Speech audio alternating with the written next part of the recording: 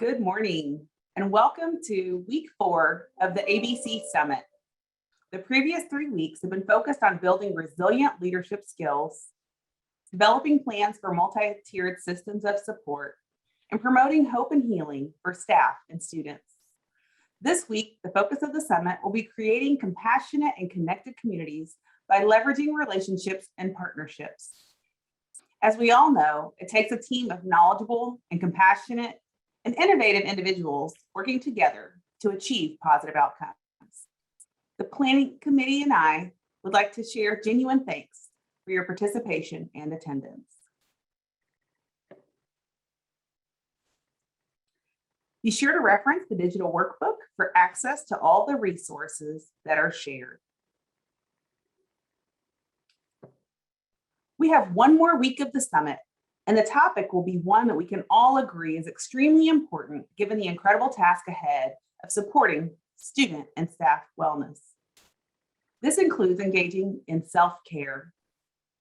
As Dr. Fikash says, you can't pour from an empty cup. As we have moved through the past 3 weeks, we have focused through all of the topics on the importance of multi-tiered systems of support as a key pillar in TEA's comprehensive approach to school safety. TEA's goals for student mental health include developing and implementing methods to objectively measure progress, increasing the availability of effective school-connected mental health interventions and resources, and increasing the availability of referrals for students and families to specialized services outside of school. Our presentation today will focus on those partnerships and specialized services. We will begin our time today with Dr. Natalie Fikash as she shares strategies on being a daring leader. Whether on your campus, in your district, or in your community, these leadership skills prepare us to walk into our daily arena with our whole hearts as brave leaders. We will hear from a community partnership panel and then plan a short break at 11 o'clock. When we return from the break, we will hear from teen ambassadors and finish our time together with representatives from the Texas Child Health Access through Telehealth Partners, also known as T-Chat. Good morning, everyone. Let's see. My name is Dorothy Garza, and I am fortunate enough to be able to introduce the next panel that we are going to have that highlights community partnerships. And I really like that Rohana used some of the keywords that I had thought of as well, including amazing and innovative. This particular panel is serving various parts of Texas, and this is one of our partnerships through HB 19, which came out of the 86th legislative session, and created some partnerships between the local mental health authorities and the education service centers to work with schools and school districts. So we're very fortunate to have Stephanie Dewar, who is with the Tri-County LMHA and ESC 6, and she has a few other panelists with her that are going to highlight some of the efforts. And so we have Lloydette Youngblood with Splendor ISD, and Mary Gajewski with Sealy ISD, and Kathy White, I believe, also with Sealy ISD. Is that correct, Stephanie? She's with Splendora. She's with Splendora ISD. What a great name. So without any further ado, I'm going to turn it over to our community partnership with HB 19 program. So I see Mary, and I think there's Lloydette and Kathy. Good morning, everyone. I am so excited to be able to share what we have been working on, and especially with a couple of the districts that I've been able to work closely with. Did I just say next slide? Is that how that works? Okay. So like she said, my name is Stephanie Dewar, and I am the HB 19 NP MHP. which stands for non-physician mental health professional. But the majority of what I call the other me's in Texas have adopted other names for their positions because that's kind of confusing to everyone. So I work for Tri-County Behavioral Health Care at Region 6 Education Service Center. And the title that I go by in my region is Mental Health Outreach Specialist, because we felt like that most closely indicated what it is I'm actually trying to do. Next slide. So I included this quote. It's my absolute favorite. I have it posted in my office. I have it posted at home. Words to live by. So you see things and you say why, but I dream things that never were, and I say why not. I love that quote, and that is really my philosophy. I love to think outside of the box, and this position has really allowed me to do a lot of different things that I always thought were great ideas, but never had really the authority or the ability to follow through it. So I've been really excited and really blessed to be in this position. Next slide. So just some highlights, some things that I've done in my position as mental health outreach specialist. Lots of staff training, which is my favorite thing to do. We've done trauma sensitive schools, trauma 101, youth mental health first aid, suicide prevention and intervention, social media and mental health, substance abuse awareness and prevention. And I always provide access to all of my trainings, unless they're copyrighted, of course, but any of them that I've created myself using bit.ly links, so that all of the people that attend my trainings can go back and look at the links and the videos and review the information. So I try to do that for everyone. Another part of my position, or one of my responsibilities, is connecting with resources. So I've done a lot to try to connect schools to their LMHA. When I started this position, well, before I started this position, I started in community mental health with Tri-County MHMR, which is now Tri-County Behavioral Health Care.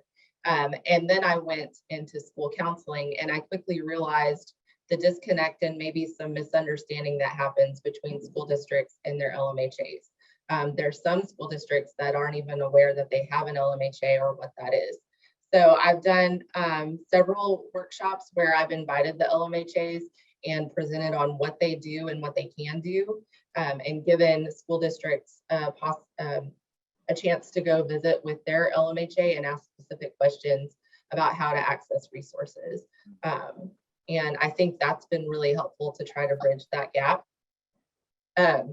We recently did a community resource symposium, which was an idea that I had to pull together as many mental health resources in the area as possible, and again, give schools the ability to go talk directly to those organizations to get more information, because there's a lot of really great things out there, and sometimes, you know, schools don't always have time to just sit around and look for things. So I was really glad that we did that. It went really well.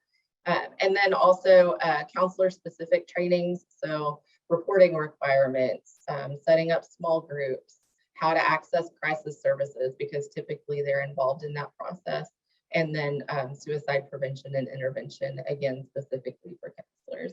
So those are some of the things that I've been doing with the schools. Next slide.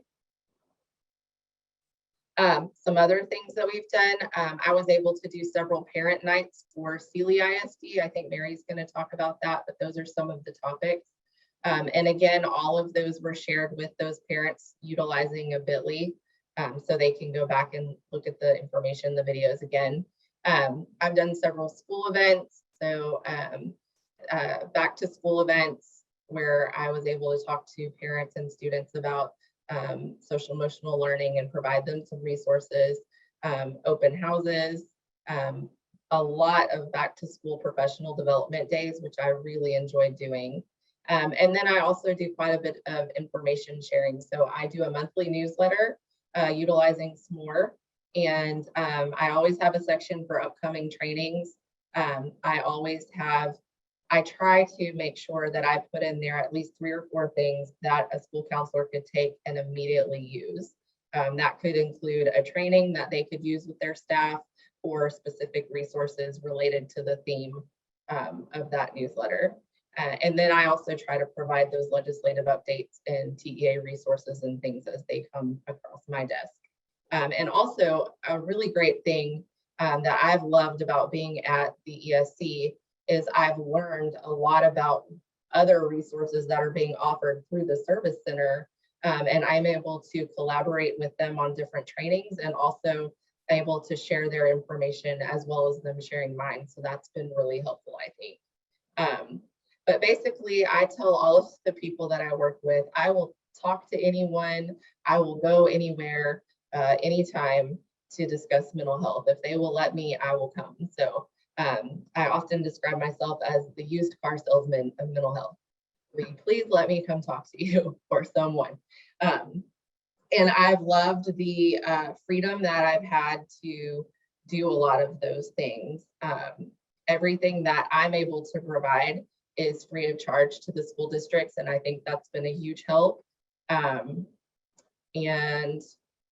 I am finding that it's still time, but I also love that I'm able to create my schedule. So if someone needs me to come at 7 o'clock at night, then I can agree to do that. So that's been really great. I think Splendor is next in the slides, and I am going to turn it over to Whitette Youngblood and Kathy White. So next slide. Thank you, Stephanie. And I love that you are the used car salesman of mental health. We love Stephanie. We love what she's done with our district and what she's added to our region center. We are in Splendor ISD, which is located just right outside of Houston on the north side. If you could go to the next slide.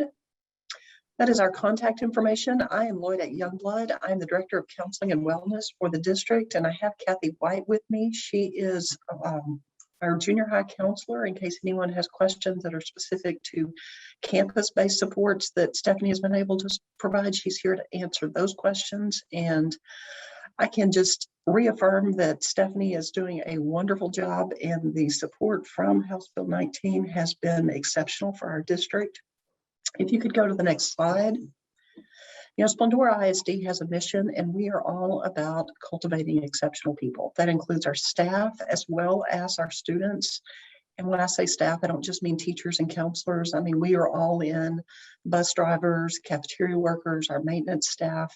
You know, we value all of our staff members, all of our students, and we are 100% engaged in promoting their mental health and their capacity to provide services for our students. Our district operates off 5 strategic goals, and one of the goals is to establish a culture that promotes the social, emotional, and physical well-being for all. So when you look at that overall, the importance of what we're placing on social, emotional safety for our students and staff, to have it as a district goal puts it first and foremost in everyone's mind. And so having a school board that is so supportive of counseling and mental health, having a superintendent and an administration that is so supportive, has given us the opportunity to utilize and bring in Stephanie for some trainings and provide the support for everyone in our district. We'll go to the next slide. With partnerships and resources, I do believe that is the answer, because, you know, it's in school districts, we're kind of limited with what we can do and the people that we can hire, the resources we can find, and the staff that we have available. But we are in an area that is growing very, very quickly, but we're still very, very rural. We have about 4,300 students in our district, but we don't have a very large town with a lot of resources. So having Stephanie available to help find those community resources, that community resources symposium that she did last week was amazing. You know, bringing in resources from all over the region and providing direct contact and presentations. I've utilized 2 of them since last week. So there you go, Stephanie, that was a win. So even down to just bus safety, you know, we had a presentation there from the division at the Region Center that promotes bus safety.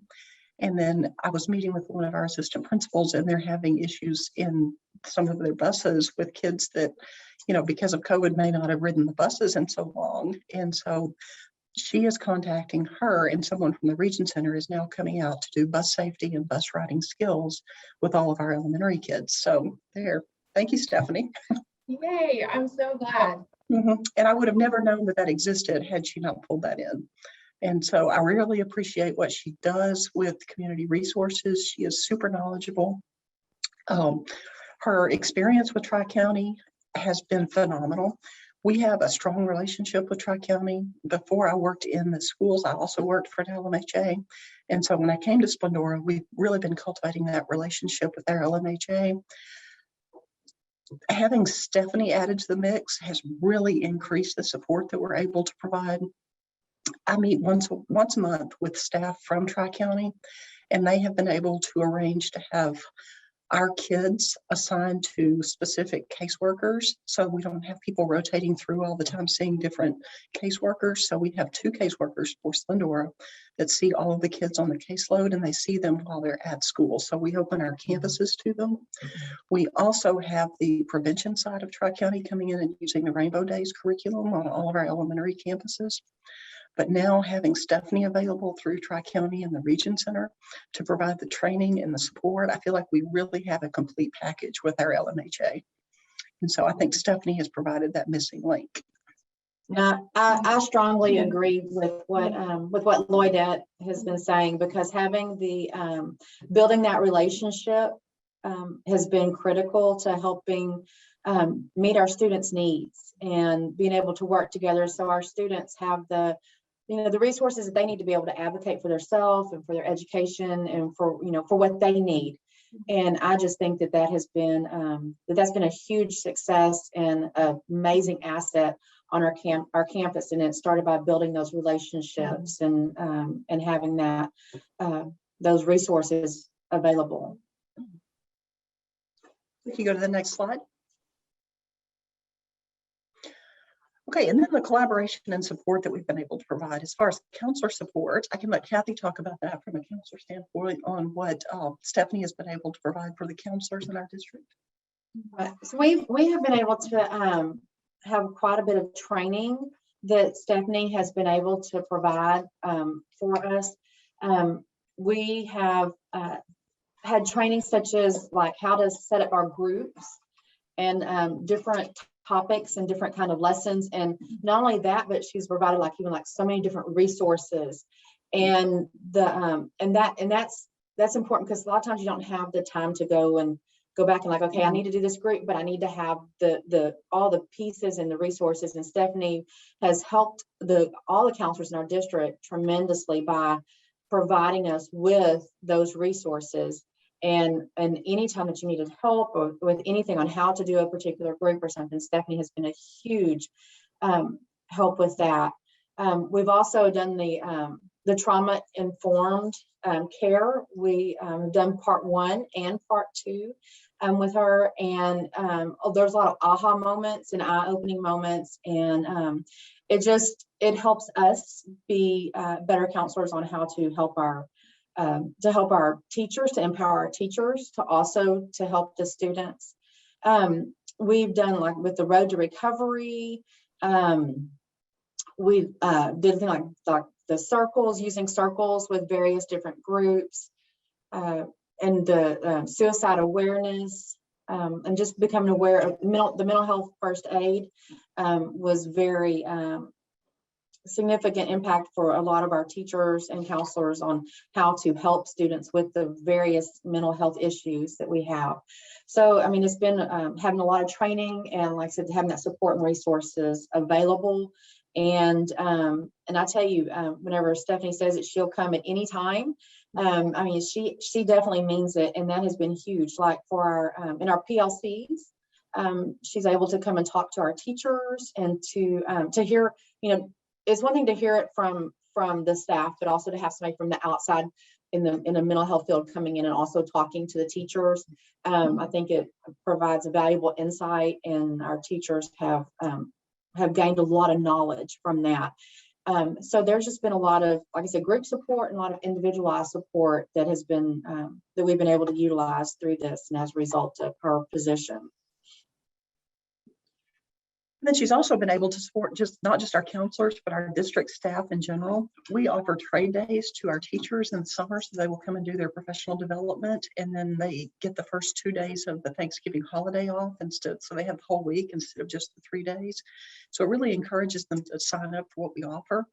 And 2 of those days, Stephanie was able to come in the summer and do the youth mental health first aid and the trauma-informed training for teachers and how to use SEL techniques in the classroom.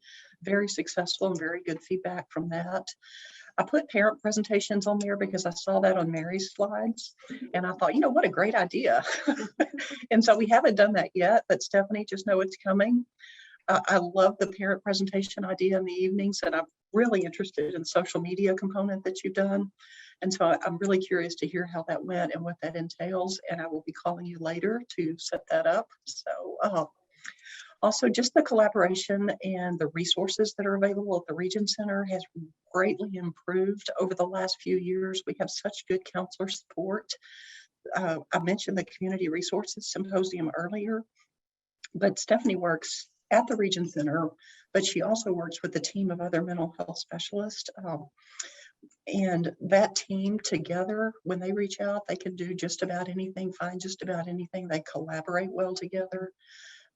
Between Kim, Sherry, and Stephanie, they've provided me support on multiple occasions. If I need counseling for the moment or I'm having a rough time, I know I can reach out to one of them and always get the support I need.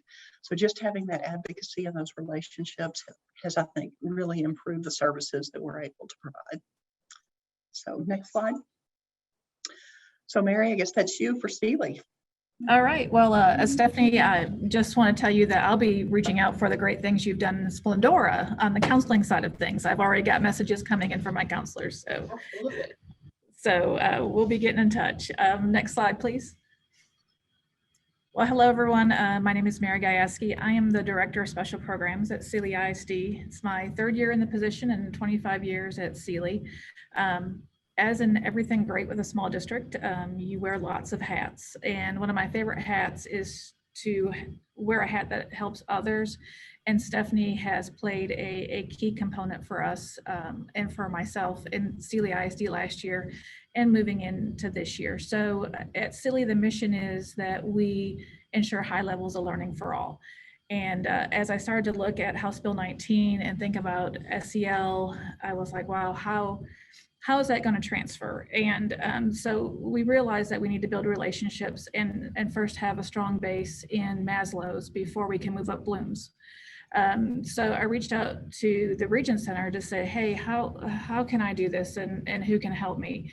And the Region Center was awesome, and I was connected with Stephanie. And if you go to the next slide, you'll see some things that we were able to pull off last year and the beginning of this year. So one of the biggest things we did with Stephanie last year was our Parent Learning Series, and that ran through January through April, I believe, or March. But we had her come 4 evenings for 4 different presentations that you see listed there, and we invited our parents in.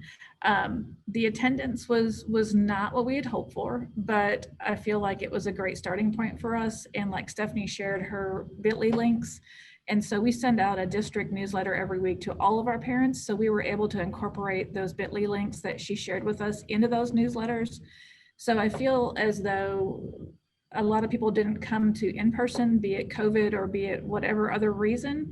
They all had access to that information. Over 3,000 people had access to those great presentations that she provided to us. So, and I mean, when I started on this mission and thought, how are the counselors and myself going to do this? The fact that Stephanie came and gave such amazing presentations really, really helped with that, and I think made it a very worthwhile event. As far as the staff goes, she came last spring and did some trauma sensitive training, specifically with our folks in behavior, our SPED folks, and our folks at DAEP, to try to get a better understanding of why those students act the way they do and how trauma has played into that for the majority of those kiddos. And then this fall, we held a learning conference for all of our staff where they rotated around to different sessions, some mandatory, some of their choice. And Stephanie basically presented the session she did at for our parent learning series. She then presented for staff members to attend. So that was very well received. I heard lots of positive comments to our staff that attended those. And then as well, we send out weekly newsletters and monthly things to our staff. And again, those bit.ly links go directly into that messaging for all of our folks to see at their convenience.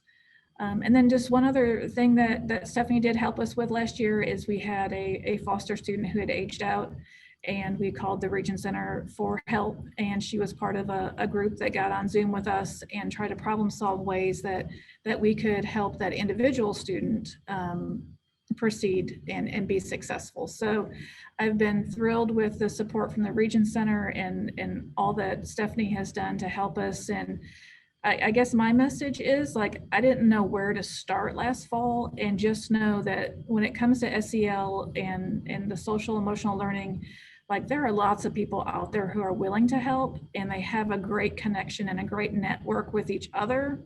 And if you can just ask for that help, you'll be amazed at who steps up to join in and to support you. So thank you, Stephanie, for all you've done. Thank you to the Region Center for being so supportive. You know, in a small district, it's often a challenge, but we truly feel supported by those of you who are there. The next slide. So that is my email address. If anybody has any questions or wants to see some of the stuff or whatever, you can feel free to contact me. Like I said, I'll talk to anybody. So I really appreciate Lynette and Kathy and Mary. That's kind of like a report card to me. So that makes me feel like I'm doing something, and that's my goal. And so I'm really excited to hear that, and really excited to be able to do more, truly. So lots of great things happening out there. Hopefully, if you're on here and you weren't aware of HB19, you know to ask for that now. And if your region center, your service center doesn't have an HB19 person yet, you can always feel free to reach out to me, and I can help you problem solve maybe where to start with your ESD, because they are all structured a little differently. I'm very blessed at Region 6 that they just kind of adopted me in and let me get to work. So that was great for me. I don't know if anybody has any questions, or I guess you put them in the chat, but I think that's it. Wonderful. Well, we think the world of Stephanie too, and I think the world of you guys, because I know that taking on new initiatives and training and PD at such a, I know it's at a premium these days. It always is, but really now. And so I thank you, Mary and Kathy and Lloydette for taking that on and bringing that to your school communities, because it is so important. Again, if there are any questions, I don't know that I saw any questions, but please know that you can reach out to us as well at HHS, and we can also provide that. I'll put that in the chat, my email information in the chat. But thank you. I think before we go, I think we have just a minute. If you could just say, what would be one step further, what would you like to see accomplish? Oh, real quick, because I forgot to mention, my biggest goal is to get in front of teachers, truly. That is difficult because obviously, they're teaching and they have children all the time, but that's why I want to get in front of teachers, because they're the ones that have the children all the time. And I think that the information that we're sharing, that's where we're going to make the biggest difference. So I've been able to do that some, but I look forward to be able to do that more.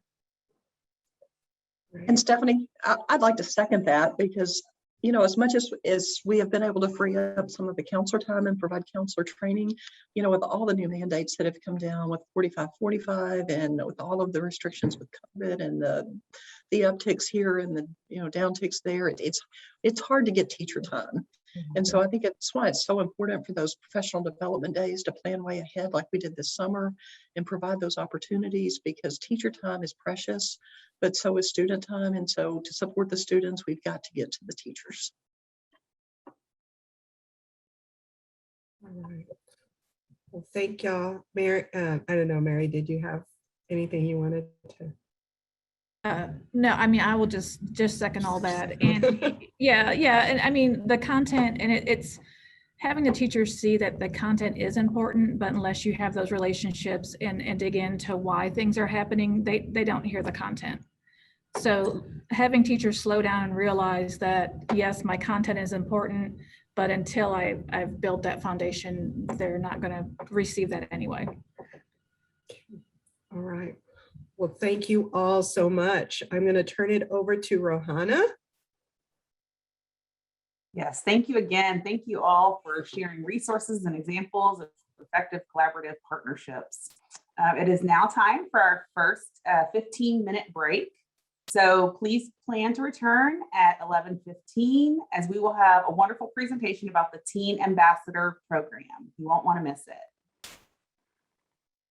All right.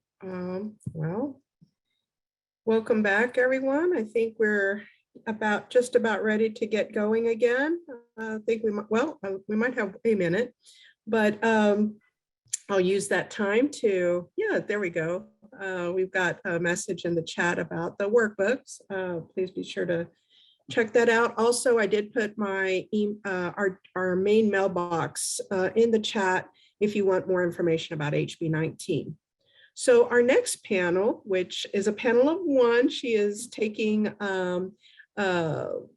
providing some backup for the other folks that were school-based. And as you know, school is, there's a lot of things, a lot of moving parts going on. So Kathleen Bates of the program manager for Say What, with the Texas School Safety Center, is going to talk to us about the Teen Ambassadors Program and highlight student voice and the initiatives that they have with one particular school district, I believe, and how that is benefiting the school, the students, and the community, and maybe how you can bring that to your area. And so, Kathleen, if you are on, I don't see. Yes, I'm here. Yeah, great. Thank you so much, Kathleen, for being here today. I will turn it on over. Great. Thank you so much, Dorothy. So my name is Kathleen Bates. I'm the program manager of the program Say What. It was just on the screen. So a little bit of background, there we go. A little bit of background information about the Say What program. It's an acronym. It actually stands for Students, Adults, Youth Working Hard Against Tobacco. To give you a little bit more background information, the state of Texas has actually had a statewide youth tobacco prevention program in existence since 2000. It was funded after the huge lawsuit settlement with the tobacco industry in the 90s. Several attorney generals across the country got together and they sued Big Tobacco for all their lies, deception, and terrible practices. And so Texas, we always like to do things on our own. So Texas filed a different lawsuit against the tobacco industry. And so we were able to receive millions of dollars. And that's known as the Texas Tobacco Settlement. And so from that money, our Texas legislators and the state health department came together to figure out how we can drive down tobacco usage rates, especially among youth. Funding went to Texas State University. The Texas School Safety Center was formed, and that's where our story begins. So the Say What program is housed at Texas State University within the Texas School Safety Center. So if you go to the next slide, I'm going to provide just a basic overview of what the program offers, and then I am going to go into detail and highlight one of the youth member groups that have been incredibly active in their community. So Say What, we receive funding from the state health department to provide 99% of our resources completely for free. It is for 6th through 12th grade, and we serve school-based groups as well as community-based groups. And we offer a variety of educational resources, including physical items and trainings and different youth leadership opportunities. Our program is all about peer-to-peer education. So everything that we do is from the lens of what would a 6th through 12th grader like. We have the Teen Ambassador program that was mentioned. The Teen Ambassador program is actually different from this youth group that I'll be highlighting. Our Teen Ambassadors are a very small group of high school students from across the state that assist staff, so myself, and you can go back to that second page. Or yeah, thank you. Yeah, thank you. The Teen Ambassadors, they do assist staff in the development of all of our resources. That's how we maintain the peer-to-peer component. And the Teen Ambassadors are also responsible for traveling across the state to train hundreds and hundreds of Texas youth and adults regarding the dangers of tobacco products, including e-cigarettes or vapes. But there's so much more to the program that can be really beneficial for the school and community setting. We have mini grant kits, which are essentially projects in a box. It's a variety of items that are youth friendly. Some have t-shirts, some have infographics, some have swag items, like we've got something for Red Ribbon Week, which is a big thing coming up next month.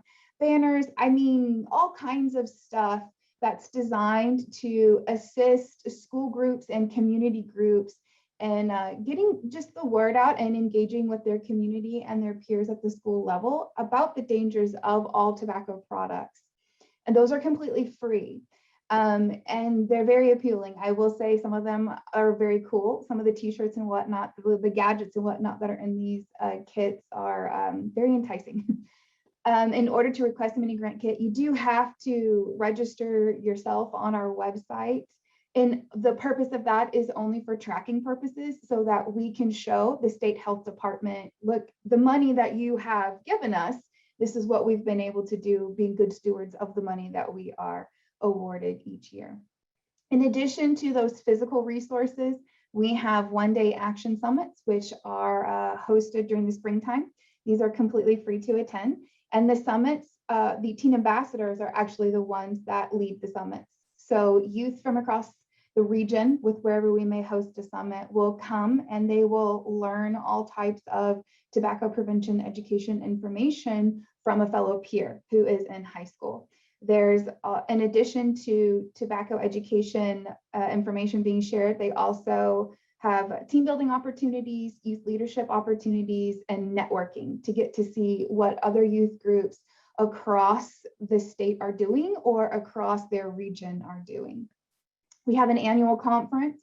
That is the one thing we offer that does cost money because it is a conference and we usually hold it at a very large resort. So a lot of youth-friendly stuff to offer for youth, and has been virtual the past few years given everything going on, but I'm excited to say that we are currently planning for an in-person conference in 2022.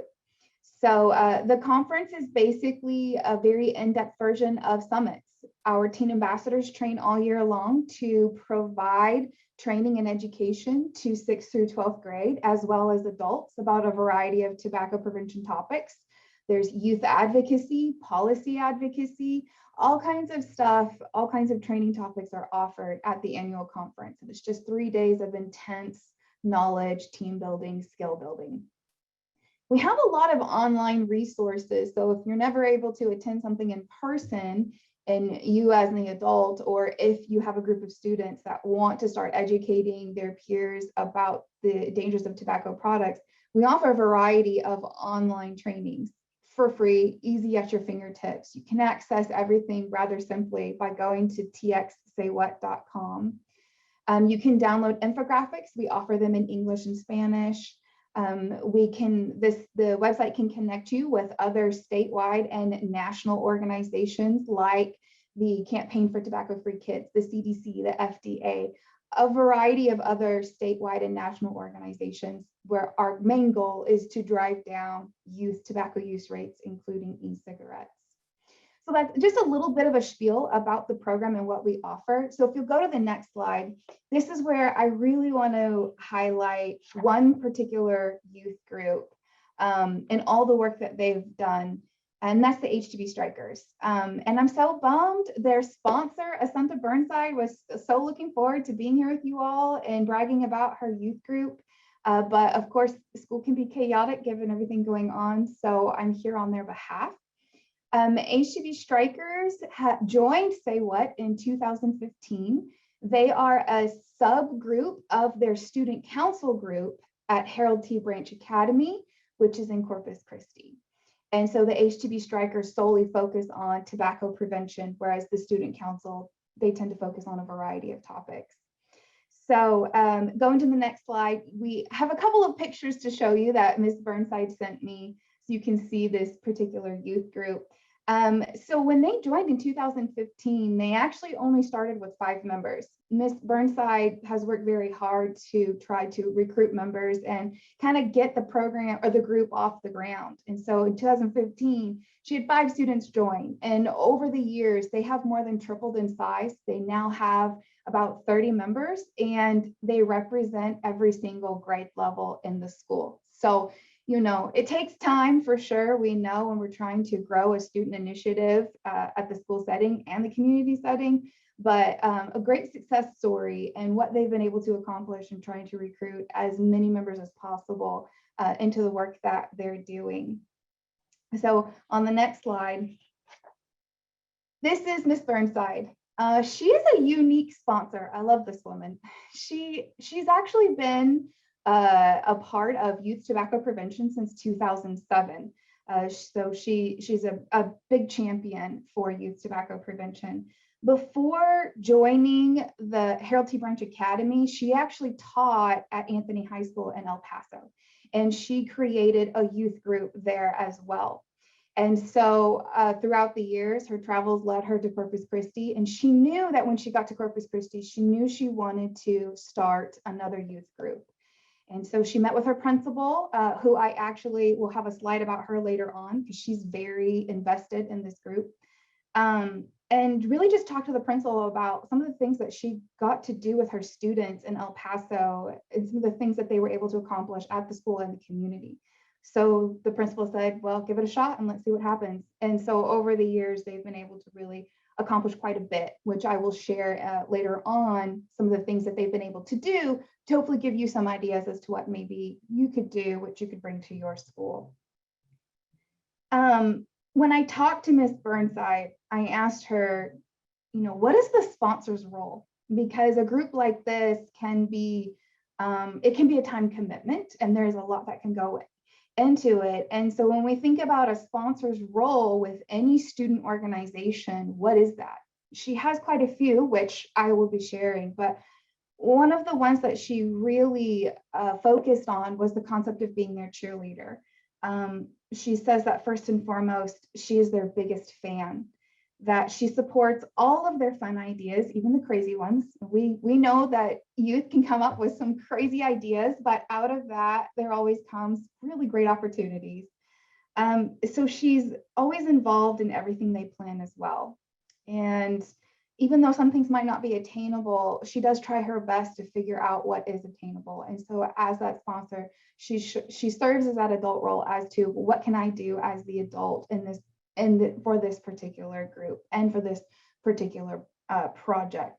But really overall, her main focus is on providing an incredibly creative environment for her students to plan projects and activities for their school and for their community. On the next slide, this is a list of some of the things that she shared with me, that what she thought it meant for the sponsor's role with a youth group like HDB Strikers. You know, first and foremost, a facilitator and a liaison. And really that means, you are the liaison between the student and the school administration. So the typical things of like paperwork and whatnot that might need to be accomplished or completed or gathered to be turned in. Other roles, motivator, mentor, recruiter. I'm sure you could say that there's more to being the sponsor's role, but in asking her and in picking her mind, picking her brain, those are the ones that she came up with that she thought were incredibly important to understand this type of group and the different things that the sponsor should serve in for the success of this particular group. The next slide, some of you might be familiar with the concept of youth adult partnerships. And so the most important role that we serve as sponsors is mentorship. And youth adult partnerships is also kind of the basis of Say What in everything that we do. While we obviously serve youth 6th through 12th grade, we also want to be able to serve adults. And in order to really create that first tobacco-free, nicotine-free generation, it's going to require everyone to work together to come to a common goal. But that could be said about literally everything, whether it's mental health, like what we just heard before the break, whether it's whatever, it's going to require everyone in the school setting or the community setting to really change behavior and to really create positive impact, especially around driving down vaping rates right now. So we like to talk about it at Say What, we like to talk about the youth adult partnership and this spectrum of attitudes. It's a great tool to help you realize where you are on this spectrum of attitude towards youth. There are plenty of adults that view youth as objects. So they're more just this problem that they have to deal with. I think a lot of the population of adults might see youth as recipients of service. But what we really want is for every adult to view youth as a partner. They're a resource. They are a contributing citizen to their society. They are agents of change. And so if we have that thought process going into working with students, imagine how much more we can accomplish when youth and adults are working together toward a common goal. It's not just collecting paperwork and, oh, that's my only role. A lot of it has to do with being that support system and trying to help youth navigate certain situations. And if they're wanting to reach out to a key organization in the community, being there for them and helping them understand the time it takes to prepare and actually preparing and showing up when you say you're going to show up, which is some of the stuff that I've heard talked about early this morning in the opening session. So I know those of us who have gone into education because we really value the growth and development of students and youth, I'm sure we are very familiar with the youth adult partnership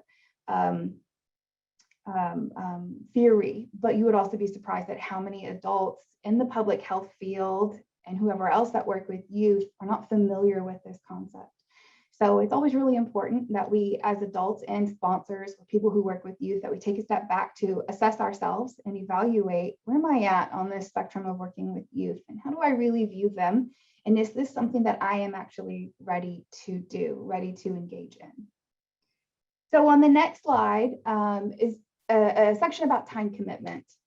So when I spoke with Ms. Burnside, I asked her what kind of time commitment exists for a sponsor of a youth group like HDB Strikers, just to give you an idea as to if it's something that you're interested in, that you want to bring Say What to your school and you want to incorporate it into the student council group, FCCLA group, Spanish club, or if you want to create a whole new Say What group.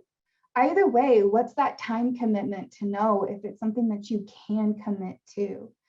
For her, first and foremost, she said, really the amount of time that you spend on the group, it all comes down to how active the youth group is and how active you want the youth group to be. HDB Strikers is a very active youth group. So based off of their level of activity, this is the time commitment that she gives to this particular youth group. But it can vary, again, depending on how active the students want to be and how active you want them to be. So based off of HDB Strikers, this is what her time commitment looks like. She spends at least 3 hours a week on group items, and whether that is paperwork or hosting a meeting, it all depends. But that's a minimum of 3 hours a week. They have meetings every 2 weeks, and their meetings they're about 30 minutes, maybe an hour. It really depends on what they're doing. If they're planning a project, it might be an hour. If it's just a simple check-based meeting before the holidays or whatever, it could be 30 minutes. Their meetings occur after school most of the time. Sometimes they're able to have their meetings occur during homeroom. But something that she said that's important is to plan to participate in their projects. It's important to show up. You don't have to stay the entire time, but show up and let them know that you're supporting them and you're checking in on them and making sure everything's running smoothly. And depending on the type of youth group that the students are, they might want to take their efforts on the weekend and do a community-wide event. And so if that's the case, you'd have to plan sometimes for a few hours on the weekend to participate in projects. And I'm going to show you some examples of what those different projects could be. So when I talked to her, if you'll go to the next slide, I talked to her and I said, Ms. Burnside, why do you do what you do? It is a time commitment. And on top of already being a teacher and having a personal life and kids and a husband and whatnot, why do you continue to make HDB Strikers a priority? Why do you continue to make your sponsorship of the program a priority? And it really came down to just this fantastic feeling of getting to see these young people grow into advocates, leaders, speakers, getting to see them develop their skills and educate other people for a positive influence, which I think is a main reason why a lot of us get into the field of education or youth leadership and development. So I wanted to share that proud sponsor moment with you all because she is so proud of her youth group. And I think that quote that she told me is a really big driving force as to why she continues to do what she does. So on the next slide is a slide about administrative support. We did talk about what are some of the critical things that a group needs in order to be successful. And she said, first and foremost is administrative support. It's so key to have a supportive principal or administrator. Otherwise, the group is going to completely fall apart. And she has firsthand experience of that. She shared with me that the group she had created in El Paso, at one point, there was a new principal that came on board, and this person just was not as supportive of the things that this student group was wanting to do for whatever reasons. And over time, less and less students would show up for things. So there was a big engagement and retention drop off. And then she couldn't really recruit new students because there was no administrative support. So it was incredibly important to have support from that key person at school. And at Harold T. Branch Academy, that key person is Dr. Tracy Rodriguez. She's the founding principal of that particular school. And when Ms. Burnside came to her and shared to her about her experiences in El Paso, she was very curious. She wanted to learn more about what the students are doing. And as time went on and she was able to see that this particular group is out in the community, they're doing all of these things, they're always wanting to educate students. I really want to learn more about the Say What program and what this group is really doing. So a few years ago, Dr. Rodriguez decided to come to one of our annual conferences just to better understand the program, the type of resources we offer, and why her students are wanting to be so active in empowering their peers and their community members. And so she really understood and saw the level of resources and training and networking that the Say What program provides. She was just fully invested. She really enjoyed seeing youth taking an interest in their fellow peer and educating them about the dangers of all tobacco products, especially now with vaping being such a serious issue. So some advice from Dr. Rodriguez is to invite that principal or key administrative person to your next project. If you want them on board and you want them fully involved in what you're trying to do for your school or your community, invite them to the next project so they can see firsthand what your students have created and what they're trying to do. And that should bring a lot of buy-in for that particular person. So on the next slide, I want to share some of the things that they've been able to do at influencing their school culture. And then a couple of slides later, I'll talk about how they've been able to create community connections. At their school, They've been able to use specific awareness days like Red Ribbon Week, Texas Tobacco Free Kids Day. They did something for fall. They did like a fall festival around Halloween, but they were able to look at the calendar and see like what upcoming days make the most sense for us to host like big projects and whatnot. They've also been able to request a lot of our mini grant kits. So all of the posters and fun things you see on the tables in 3 of those pictures are examples of what is in one of our mini grant kits. And so they've been able to set up stations and educate their peers and whatnot. They've been able to deliver presentations at other schools, especially elementary campuses, because we know it's not too early to start educating youth and children about the dangers of all substances. So they go to elementary schools and they deliver presentations. They have also been asked to deliver presentations at their school's orientation. So for the very first few days of when the new school year starts, they go into orientation, they deliver a presentation about the dangers of tobacco products, and they try to use that as a recruiting opportunity for new members to join their group. And they've also been invited to deliver presentations and recruiting options to other schools in the ISD and start Say What groups at other campuses. So they really are creating this positive tobacco-free, vape-free school culture, not just in their own school, but in the entire Corpus Christi ISD. So they have big goals. They want a Say What member group at every school in the state, but for sure every school in Corpus Christi ISD. And they're very passionate about, you know, educating their peers and letting them know these products are dangerous and harmful, and that the industry's been lying to us since the beginning of their time. Something that Ms. Burnside said about Dr. Rodriguez and her level of investment in these students and what they're doing. She said that Dr. Rodriguez has created a bond with a lot of these students in this student group, that whenever they see an issue they feel very strongly about, or an activity or a project they really want to do for their school, they go directly to Dr. Rodriguez, and she takes the time to meet with them, to listen to them, to figure out what they want to do. Just recently, they noticed this huge uptick in vaping, especially in their bathrooms. And so they didn't like it. They went to Dr. Rodriguez and they said, hey, look, this is a problem. This is what we're seeing. And she said, what are we going to do about it? So it's just a great success story to hear the level of commitment and influence, especially from a principal and a sponsor.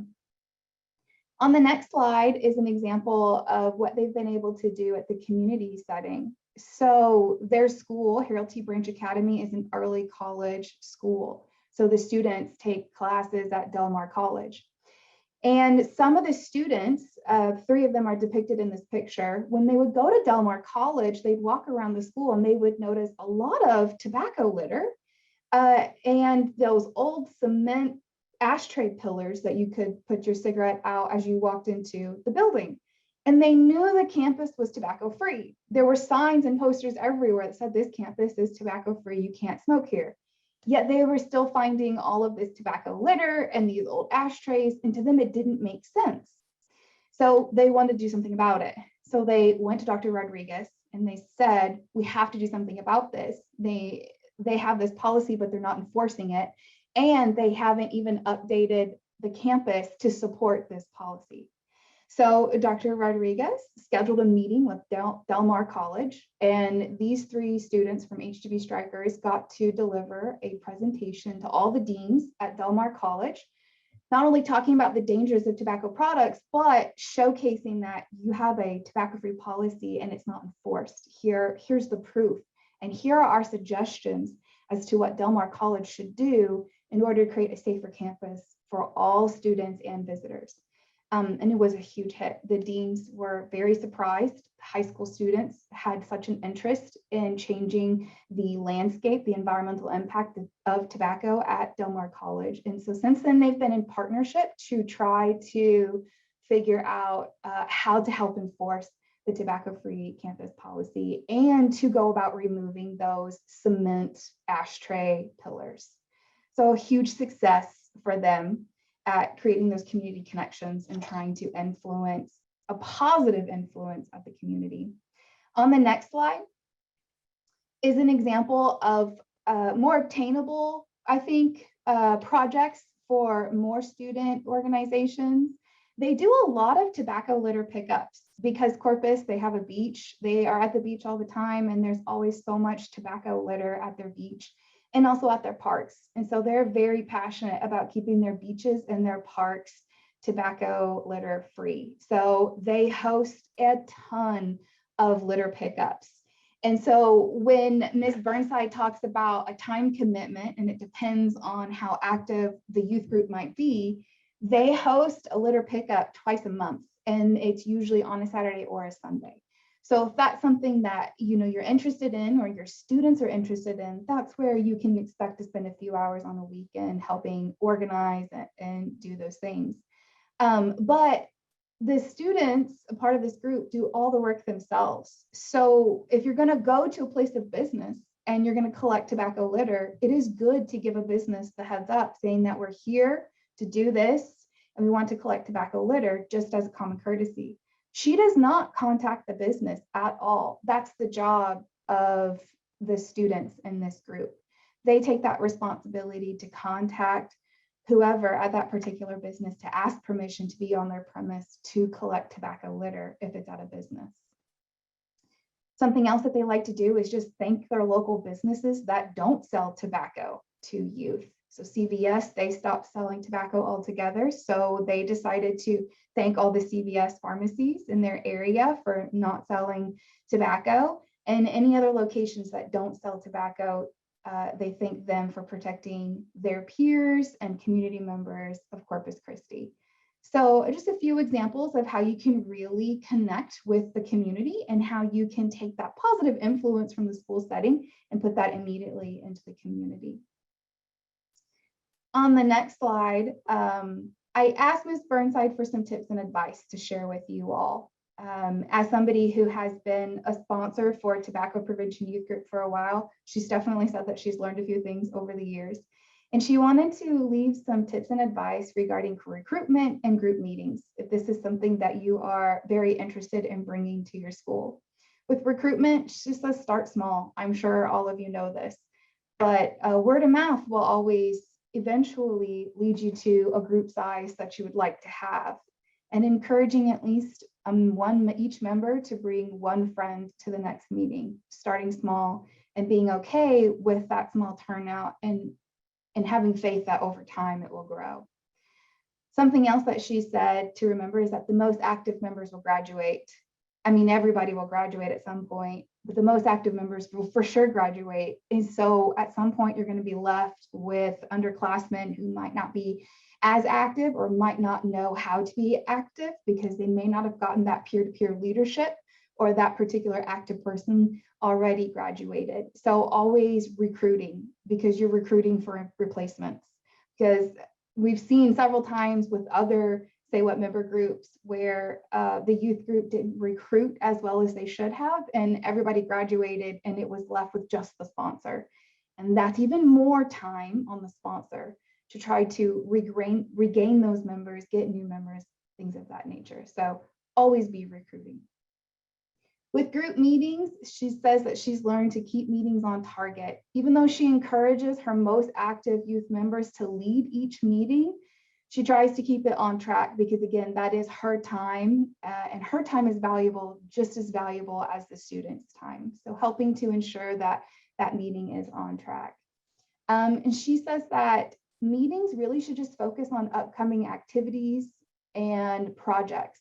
All of the planning should take place outside of that meeting because, again, for her time and what she can give to the group, she encourages her students to meet outside of school or on the phone or something and work together to create a PowerPoint presentation for something that they might be delivering, to work on contacting businesses for donations outside of school time.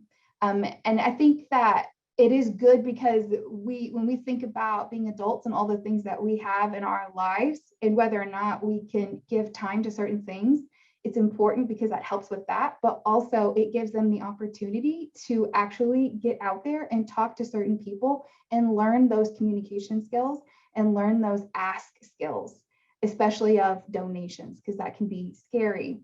So giving them the opportunity to learn and grow in those leadership and communication skills is incredibly important. Okay, and so then on the next slide, these are their future opportunities, hopeful future opportunities. These are their goals of what they want to focus on this year and in the future. They've just recently found out that Corpus Christi Police Department has a prevention program. So they want to look into how they can partner with CCPD, how they can host community events together, who knows what. The ideas are endless, but they're very excited to reach out to the prevention program at that police department and learn how they can work together. And then also they've been given the opportunity to not only recruit for their program, but recruit for their school. So the principal really enjoys everything that they've been doing and the amount of presentations they've been delivering to other schools and communities, that she would like them to help recruit new students to the academy. So I think that's pretty exciting, and I think that speaks volumes to how well these young people are at public speaking. So those are, that's all the information that I had to share with you from Ms. Burnside. I do want to give you their social media information and contact information. So on the next slide, if you have social media, you can follow the HDB Strikers on Instagram and Twitter. That's their social media handle. You can see all the projects that they do. You can see they're out in the community, all the fun stuff that they get to do in case you want ideas or you just want to follow and see what they're doing. So you can take a picture of that or whatever you'd like to do, but follow them for sure. On the next slide, if you want to contact the sponsor herself or the principal herself, this is their contact information. Miss Burnside is a wealth of knowledge, and she is the friendliest person I know. She would absolutely love to get a phone call or an email from you, ask her questions, pick her mind. I do all the time. And so that's her contact information, and you can follow her on social media. She has Instagram, Twitter, and Facebook. So if you want to take a picture of that so you have that on record, you can. And then the last slide is how you can connect with us, how you can connect with Say What. We have all the social media channels. We have Instagram, Facebook, TikTok, Twitter, Snapchat, and YouTube. So follow us on everything that you have. We are always pushing out educational content, infographic images, a release of new resources and materials, when events are open for registration, all kinds of stuff. So definitely follow us to stay up to date on everything that we're offering. You can also email us at that email address. That's our website, and then that's our phone number. And so please contact us anytime if you have questions about anything at all. We are here for a resource for you, especially for the schools and communities, and how we can drive down those vaping rates. And so that's all I have, Dorothy. Great. Oh my gosh, boy, it's just pushing all of my work with kids buttons to see all of that exciting work. I do have a question. So is there any sort of like financial startup or some kind of commitment that might be helpful for schools to know about? Everything. So I don't know about a financial startup on the school's end, but everything we offer is completely free. If you are the sponsor of an existing student group, you can easily incorporate Say What into that group.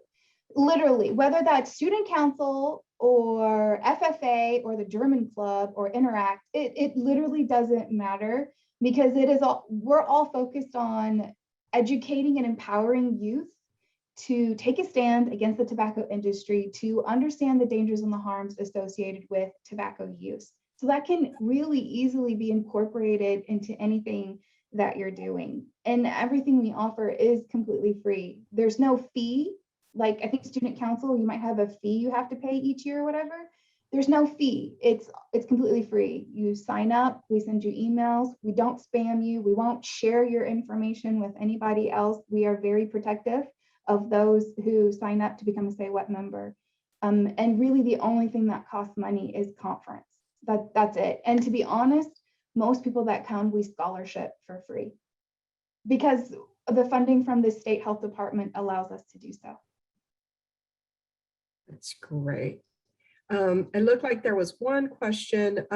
What schools, cities are your youth from? So I guess maybe that's speaking to the ambassadors program.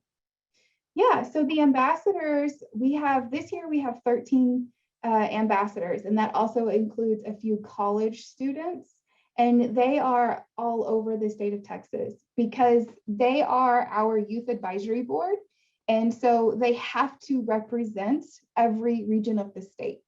If they're supposed to be representing the youth voice about youth tobacco prevention, then we have to have representation, not just from every area, but from every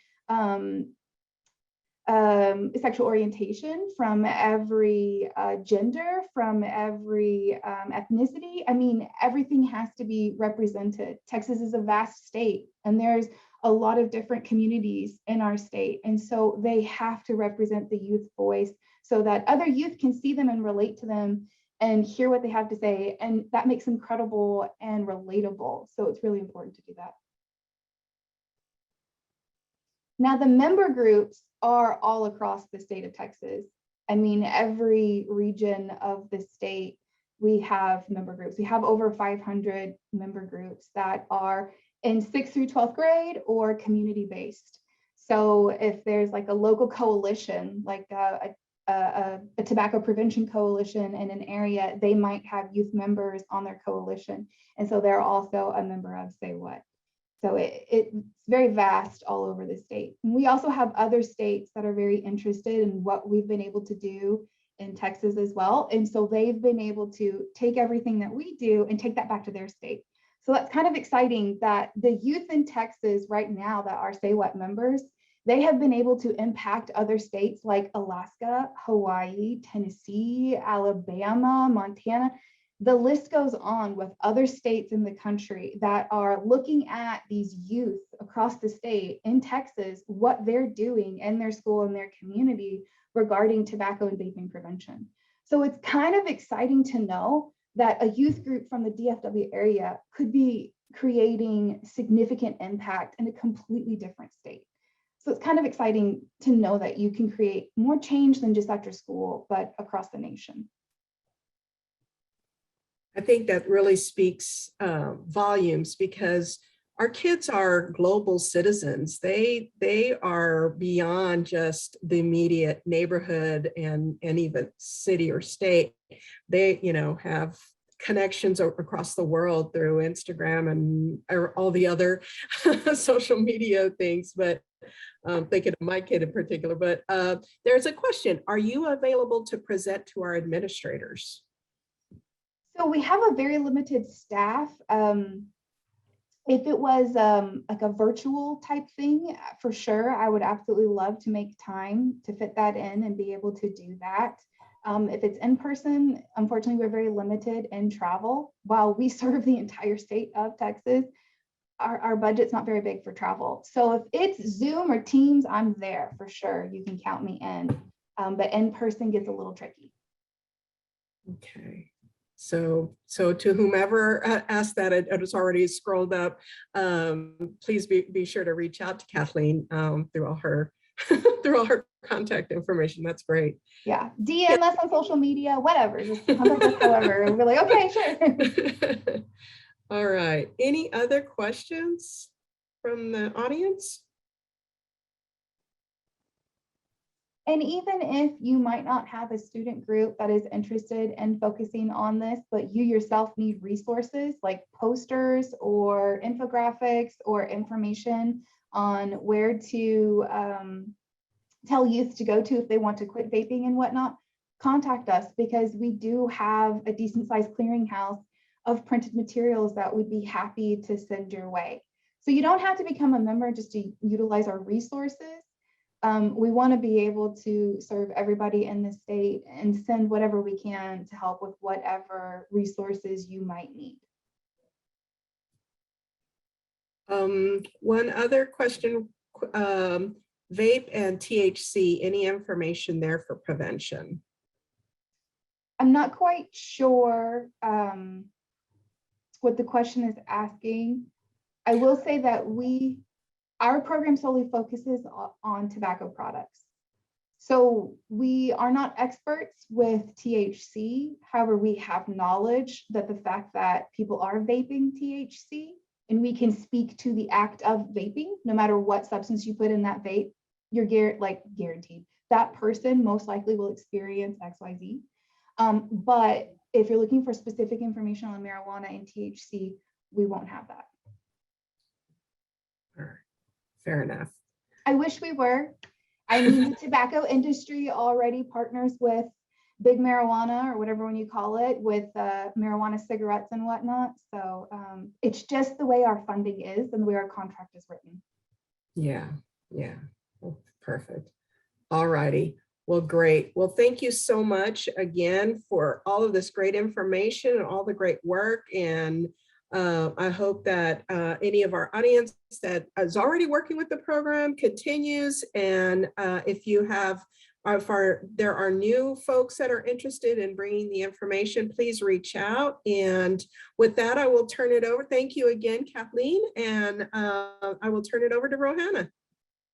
You're Yes, welcome. thank you so much, Kathleen, for sharing this information about this important initiative to support student health.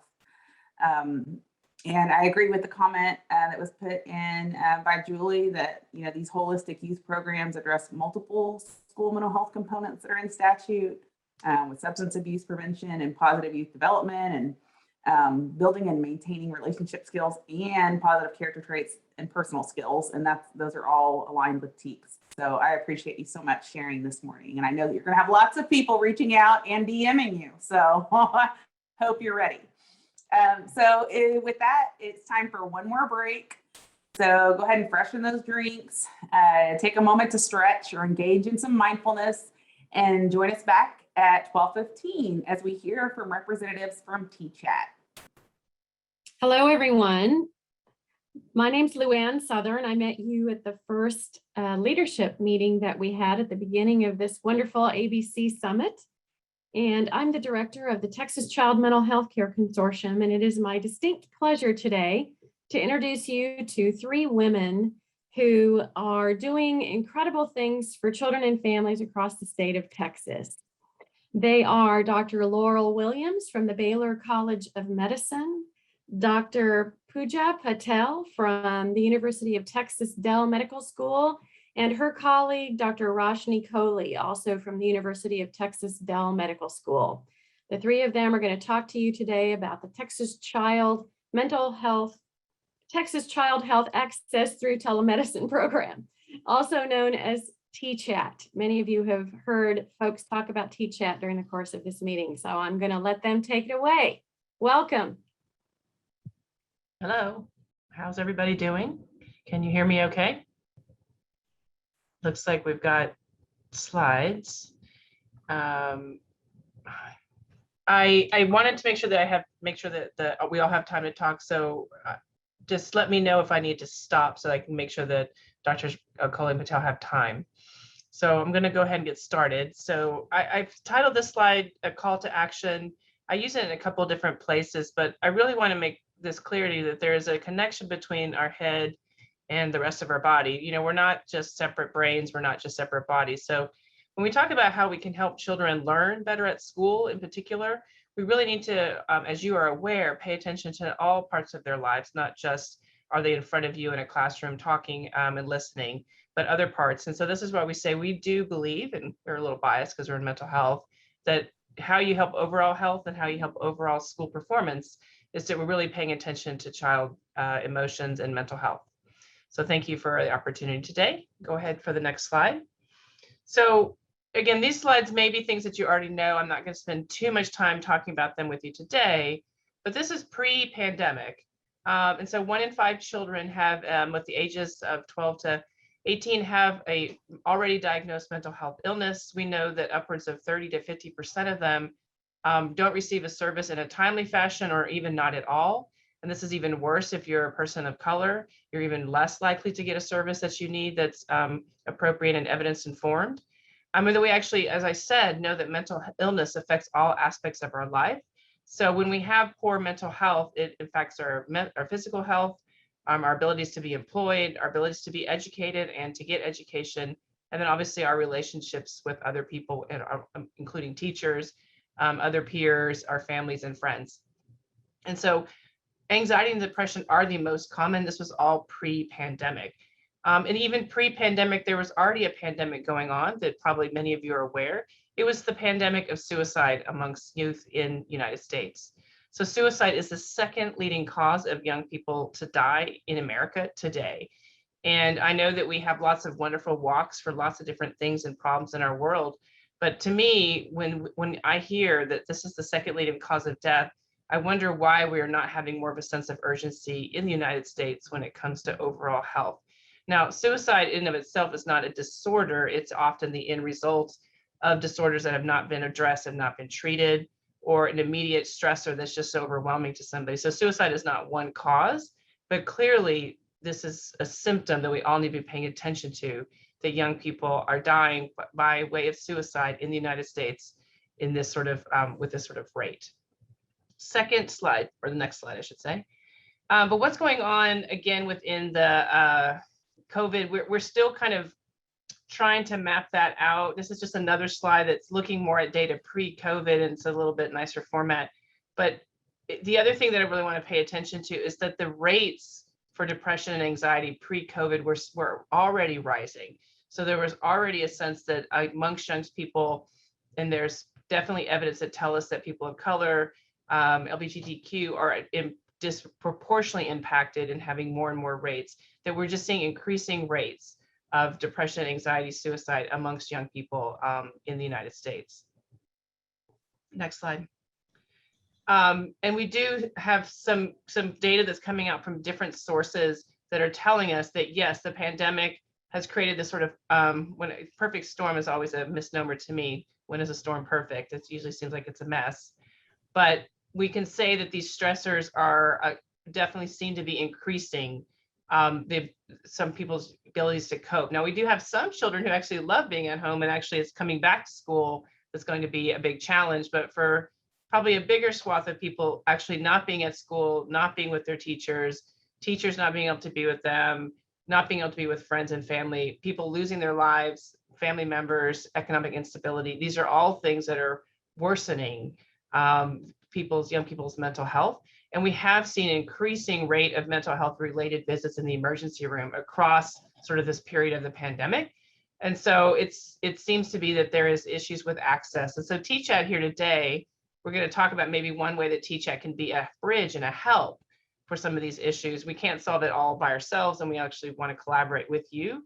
But we do imagine that TCHAT, if you want to say something was good about the timing, TCHAT sort of coming on as the pandemic was occurring may really be helpful, because there's a new mechanism and a way for children to get care that doesn't necessarily have to mean they have to leave school, drive to the provider's office, take even more time away from school. So this could be one of the things that could be not necessarily a positive thing out of it, but at least it's another way to be of assistance. Next slide. So the Texas Child Health Access through Telemedicine, say that 5 times fast. I cannot. I usually get tripped up after the second one. It's truly this idea that we want to do direct consultation to a family at the school, so the family does not have to go somewhere else. This is state funded. So this means that the family is not paying for the service, for the consultation itself, that the school is not paying for the service. And it's designed to kind of really help the child where the kid is more likely to be, which is at school during the day. We also, beyond providing that direct consultation service, work with the schools to provide education and training, not just around the TCHAT service itself, although we do that, but more so around topics within mental health. So we do education to counselors, to teachers, to students, to families, and we collaborate with schools around what kinds of topics is your team looking for, interested in. So it's not a top-down, we're going to tell you what we're going to tell you. It's a collaborative. What is it that your team is wanting to know more about? What can we help you with? How can our team help your team be more successful within the endeavors that you're doing at the school? And then finally, we do have a statewide data management system that we're using to collect the information. And as the program gets more mature, we will definitely be able to provide back some information both to groups such as yourself, to the schools themselves very specifically, and of course to the legislature to hopefully show how this has been very successful. Next slide. So this is not an accurate map, so you don't take a screenshot of this, but you might want to take the screenshot because you can see the header at the top. That is where the most accurate map lies when it comes to what schools and which ISDs are currently working with the TCHAT team to provide these services. So what's happening here, because I did skip ahead a little bit, is also the 12 institutions across Texas, what we call health-related institutions, HRIs, are providing services within particular regions of Texas. So we cannot cover every ISD. That's not necessarily possible, but we definitely have some capacity to consider scaling up and working with some more. So after today, if your school district's like, hey, we might want to do TCHAT, we can sort of say, go to this map, you can see which HRI works in that region, and then we can help you get connected with that team to see if it's possible to extend the service out to your team. Next. So again, what does TCHAT services actually mean? So there is a generic term that the slide is on, and then there is some specificity and differences within each of the hubs about how they actually provide the services. So I don't want to get too much into the details here, but each HRI team, generally speaking, consists of therapists, and those therapists can have a couple of different backgrounds, but they're all experts in working with young people. And then they can have a child psychiatrist, and they also will typically have individuals who are involved with care coordination. So this sort of comprises the team for each of the TCHAT service areas. TCHAT is about providing an urgent but not crisis level of service. So when we work and partner and onboard schools, we work really closely to ensure that when you already have a process for a kid who's in an immediate crisis, it's not calling TCHAT. But if this kid is in an urgent need for service, there's not a provider in the area that's reasonably available, and the family is agreeing to have this service done, then that's the kind of perfect sweet spot for a TCHAT referral. We want to work with teams. So if you actually don't have a crisis plan and you would like to develop one, our TCHAT team could help you think through what and how you should manage a crisis. But because a crisis sometimes does mean a higher level of care, we don't want to be in that sort of delaying them getting to that higher level of care if that's what they really need.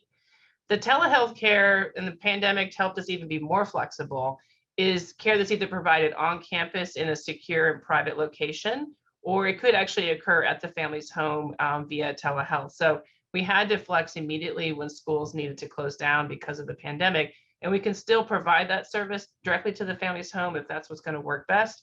But we can and do like to also be on campus, because that actually does decrease the amount of time the kid needs to leave class to go to be in an appointment, right? And so, as I said, the other thing that we do is care coordination. So we are asked to see kids for just a short amount of time. We are not providing long-term care for a family. So if after our team has worked with the family for up to 3 to 5 visits, and we discover, you know what, this is a problem that you need some ongoing services for, our care coordination team is working to help connect those resources, which could include going back to something within the school or another local team that's going to provide that ongoing care, or even their primary care physician in coordination with our CPAN services. So, and also, as I said, we do that school ongoing education to personnel, to students, to parents, and into the community, as each HRI and that school district kind of partner and talk about that. Next slide. So when we look at the number of referrals that we had for a service, now one thing I'll be really clear about, the school is the person that sends us the referral, but the parent has given permission.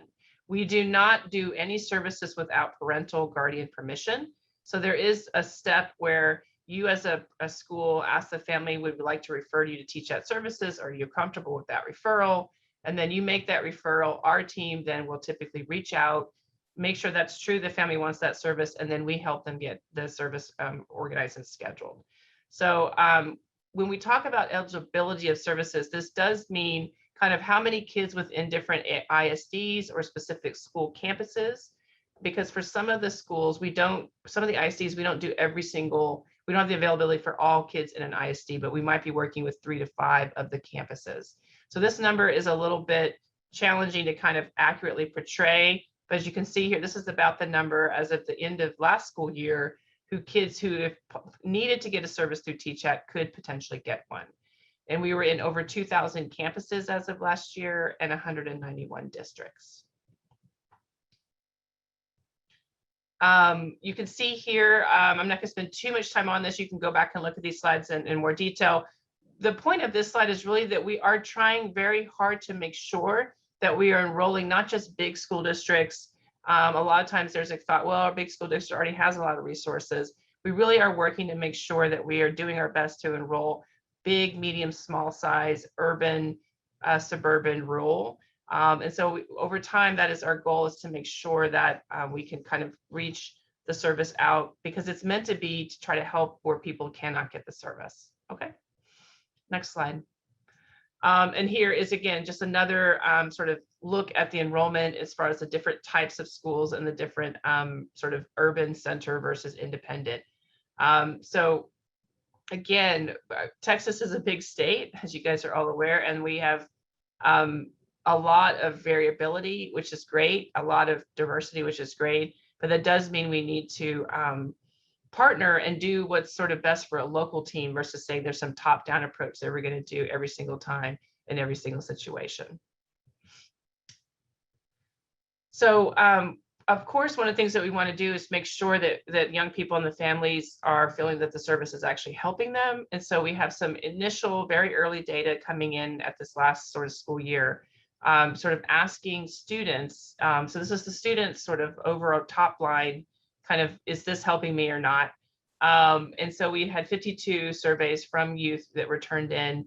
And as you can see here, most of the students are saying that they felt the T-Chat services were very helpful for them. And you see this Likert scale, doing a lot better to doing a lot worse. So again, this is a small number. We obviously need to build on it, get more, as we get more referrals, we'll see if this number holds true. But I think it's a good start for us to see what students are saying. And then for the parents, the next slide, we had a little bit more robust return on the surveys for parents. Again, this is basically the same question, but asked from the parents' perspective. And you can see here again that by and large, parents across the state of Texas who turned the survey in were very complimentary and felt that the T-Chat services did help their child and their family. All right, so this is kind of the larger overview. I wanted to just sort of give you a level set. I'm looking at this, making a question before I turn it over to our Dell team. So this is how it, broadly speaking, is being run. But now we're going to have you hear from some team members at our Dell team about specifically how they're running and what they're seeing and noticing within their team. So I'm going to turn it over now to you guys, or ladies. Thank you. Thank you. Thank you, Dr. Williams. So I just want to start by introducing myself. My name is Pooja Patel, and I'm a pediatric psychologist at Dell Med and helping oversee the T-Chat program. And with me, I have. Hi, everyone. My name is Roshni Kohli. I'm a child psychiatrist, and I serve as the medical director for pediatric mental health at Dell Children's and Dell Medical School. It's great to be here with you all today. So as Dr. Williams kind of mentioned and gave us the scope, if you can do next slide, that kids are not getting the help that they need. And so it's 4 out of 5 kids with a mental health issue do not receive the support or address for a treatable mental health condition, which is a significant challenge. And I think our program is very uniquely positioned to be able to support children and families. Next slide. So how do we help? Through community partnerships, starting with schools. Schools are uniquely positioned to support students since 50% of their days are spent there. So it just makes sense to incorporate mental health care within this core setting and being able to engage not only parents, but teachers who know these students and school staff and who are invested in their well-being overall. So we kind of already went over what T-Chat is, and it is funded by Senate Bill 11, offers us free of cost service to schools and families. And our main objective is really to connect community and schools.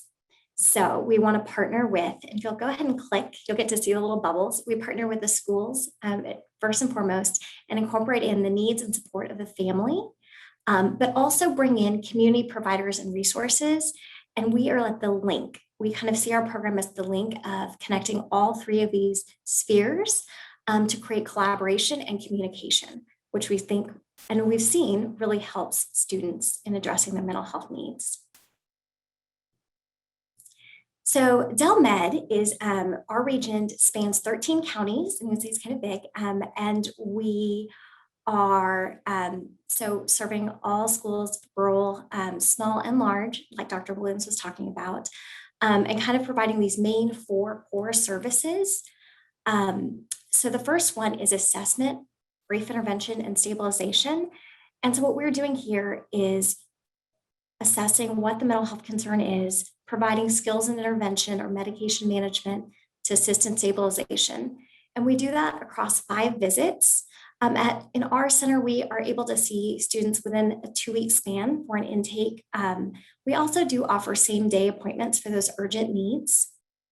Once we've kind of assessed what the plan is, then our second core service is that care coordination piece, which is assisting families in connecting to whatever they need, whether that be their PCP or a therapist or a psychiatrist in the community. And we have the assistance of care coordinators to kind of target any barriers and really collaborate with families and schools to address whatever challenges that might be to kind of access that service, which is a real gift to be able to do. The third service that we offer is the consultation piece, which is if families don't provide consent or schools just need general support in implementing protocols or just kind of wanting to know about questions around how to support anxiety in classrooms, we can provide consultation, again, free of charge, and just being able to support schools in their needs, whatever those may be. We offer those through a phone system. So schools can call in and schedule a time to talk with any one of our psychiatrists or psychologists or our team. And then finally, one of the opportunities I'm most excited about is the health education piece, which is a training, and we offer CEs to school staff. And we do that, again, based on the needs of the schools. So last year we did addressing race and racism in schools based on a survey that schools have filled out, because that was a very big concern in the schools and something that they wanted support with talking with youth about. So we had a professor from UT be able to provide that. We've also done talks around non-suicidal injurious behavior in school and how to address those, and also individualized self-care presentations for staff based on request. So essentially, our goal is really to provide a positive experience with mental health and increase awareness through access, education, stabilization, and engagement. Honestly, for many of our families and students, this is the first time that they encounter mental health services. And our hope is that they have this experience that's positive so that they understand how and when to get help for a mental health concern, and ultimately be willing to do it in the future. So as we're providing this positive experience, within our hub, our clinical mission is to improve mental health equity, literacy, and improve student functioning across settings through short-term mental health services in partnership with schools. And we feel really strongly about that, which is why I read that verbatim. And we are able to do this due to our amazing team. We're very, very lucky to be staffed up with a village of providers that includes psychiatrists, psychologists. We also are a training program. So we have residents, fellows, psychology trainees, as well as mental health professionals. And then our greater clinical team, which is made up of care coordinators, referral specialists that helps really reach out to community to see what availability there is when we're matching a family to a referral, because we want to vet that referral. We don't want families to have a negative experience of calling and not those places being filled up. So really providing that additional support. And then we also have an operations team that helps us with all the logistics. Being virtual, we've learned a lot about having that service delivery. And so we are so lucky to have a team that helps us make everything go.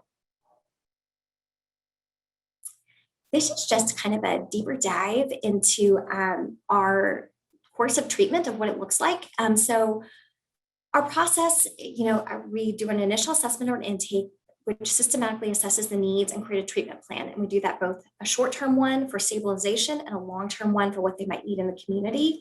And the little blue circles are when we start our care coordination. So once we've found the need for a long-term referral, our care coordinator gets started right after the first visit. And you'll see that we're supporting families and students along the way and collaborating with schools to kind of help address any specific things that they might need within the classroom. So we do school consultations based on needs to implement recommendations, because we are so uniquely positioned to be able to work directly with teachers and counselors to kind of give those in moment and support those recommendations.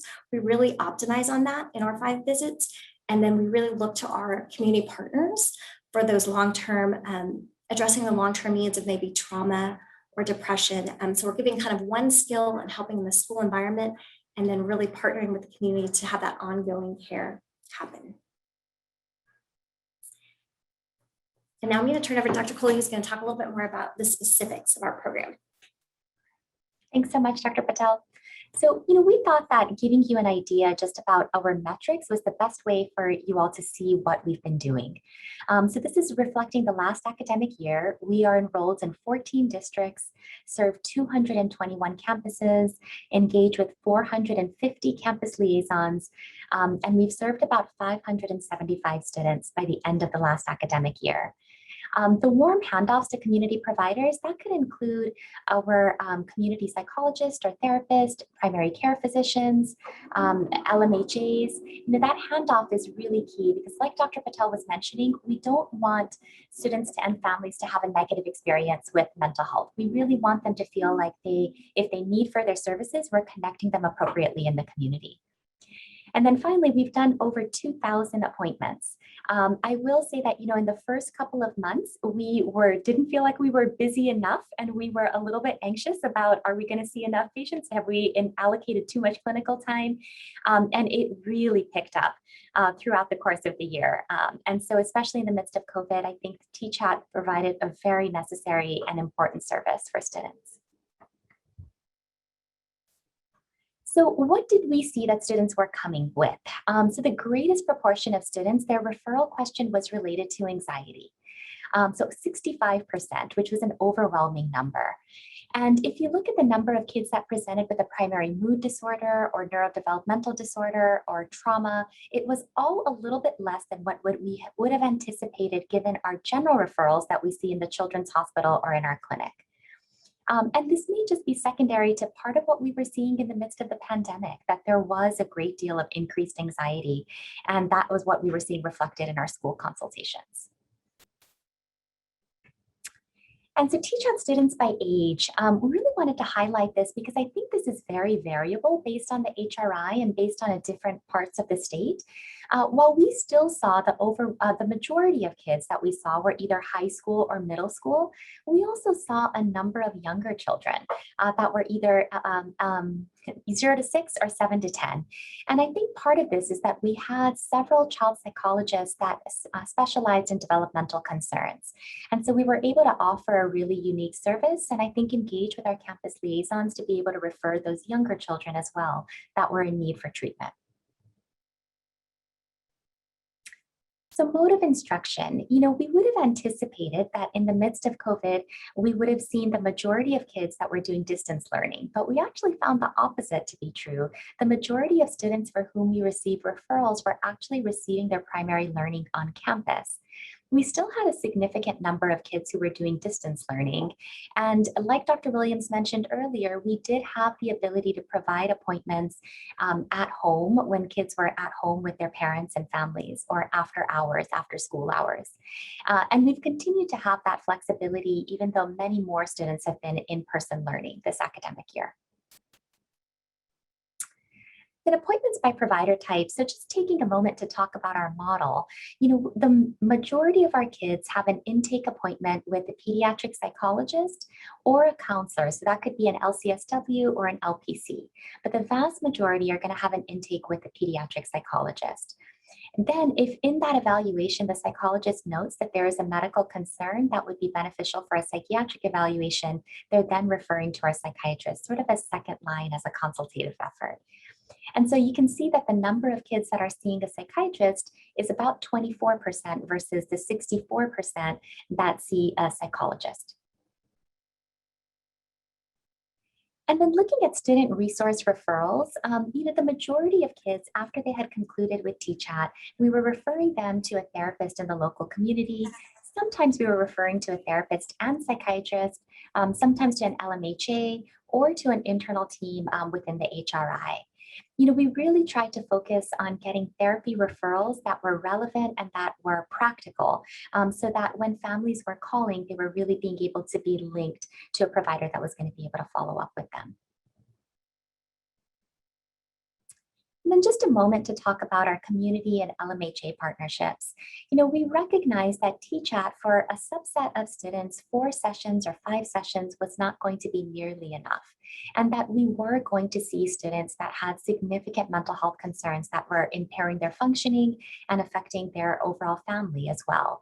And so those are the kids that we wanted to make sure that we had very strong relationships with our LMHA partners. And so Integral Care for Travis County and Bluebonnet, which covers many of our surrounding counties, were the key LMHAs that we had partnerships with, by which we were able to use some TCHAT funds to fund part of a team member at the LMHA that could help with some TCHAT appointments. And then in that, they could then, if they needed to see, have ongoing services with the LMHA, they would be able to do that without sort of having to wait on a longer wait list. I think that partnership has been really important as well, because what we found is that at many of the schools that we have TCHAT, they also have a presence for these LMHAs. And so we want to make sure that we're coordinating care in a really thoughtful manner to make sure services aren't being duplicated and that we can refer to one another when appropriate. And so what were the barriers to ongoing care? Really, the barriers, I think, reflect the lack of mental health services available in our community. So many of our students that we saw were on a wait list, either for a psychologist or a psychiatrist, or needed specific specialty care that we weren't finding in general in the community. And so TCHAT Plus, I'd spoken a little bit earlier that we anticipated that 4 to 5 sessions was not going to be enough for a subset of our patients. So we actually thought about this early on. Before we launched TCHAT, we worked with the Michael and Susan Dell Foundation that provided a generous philanthropic donation that allowed us to provide bridge services for kids and families that needed that care after that 5th session before they could gain access to care in the community. So these were the criteria that we came up with. 1, the student had to have a significant mental health need. Either we were really looking specifically at kids who had no insurance or who had mental health coverage that was not included. And so one of the things we found that while many students may have primary medical coverage, they may have a carve out for their mental health plan in which they don't have the level of mental health care services that they really need. And then looking at kids that weren't able to be seen in the community due to a wait list, and we saw a number of kids that actually were not in treatment with a PCP. This part was really important because the vast majority of kids that we saw for a psychiatric consultation, part of our process was that we coordinated care with the PCP after the 1st or 2nd appointment. And so the goal was that we could start a medication, start to see some of the results, and then transition care to the primary care physician, and then support that primary care physician through our sister program, CPAN, which is a telephone consultation line where PCPs can talk with a child psychiatrist or pediatric psychologist for ongoing support. So not being in treatment with a PCP could provide a significant barrier to care. So part of our care coordination was also linking to primary care as well as specialty mental health care. And then the final thing was if certain students and families needed specialty mental health care that was not offered in the community. An example of this is that we identified a few students who needed parent-child interaction therapy or PCIT, and we weren't able to find a community provider that could offer that service in a timely manner. So sometimes we use this grant, like a TCHAT Plus with the Michael and Susan Dell Foundation, to really offer that service as a bridge before they were able to transition into general community care. So going down here in the reasons for TCHAT Plus eligibility, as you can see, a lot of it was really looking at a psychology waitlist, a psychiatry waitlist, or really needing that specialty care. And then a large portion of our kids and families were uninsured.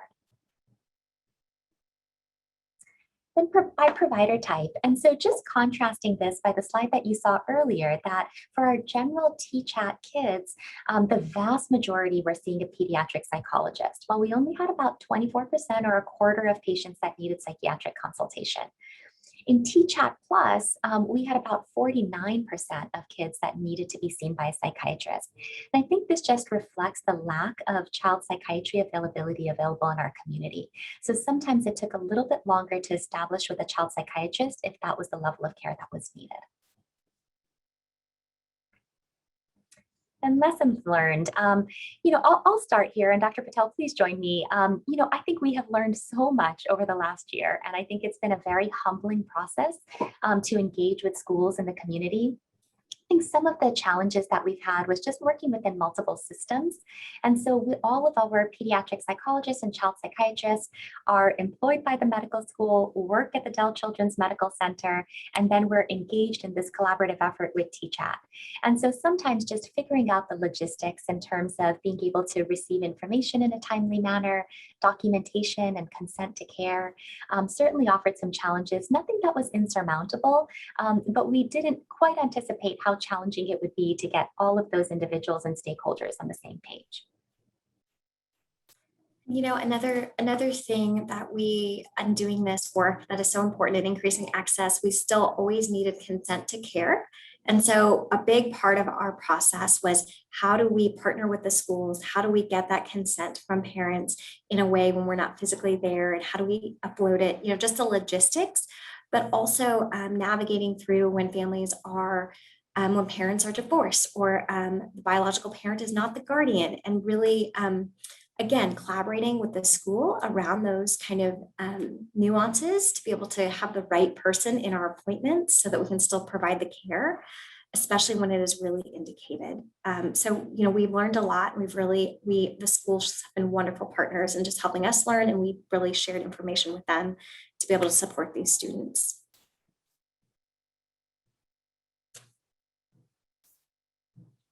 And then the other ones I can just run through very quickly, sharing information. So I think the biggest piece of our program is that once we have this valuable information about the student, not only what is going on, but how can we help? We want to be able to share that with the school because that's a very big partnership, but also, again, those recommendations with the family and the parent. So every time we always get an ROI for the parent to share, so that we can share from the parents, we can share information to the school. So just that communication piece is really important. And we've worked really hard at being able to have that, which isn't always a standard of care, but we find that in this partnership, it's really, really helpful. And then just, again, the virtual correspondence of PHI, how do we share data and working through those logistics? And then tailoring clinical services with COVID. So just kind of, even though we're a telehealth program, really coming up with two processes. If the student is at home and doing virtual learning, and if they're at school, we plan for both and go back and forth. So we've just had to be really thoughtful about a lot of things and continue to grow and continue to change our processes all the time to meet the need.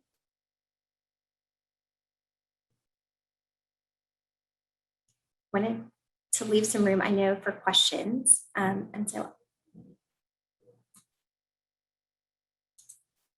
check the chat.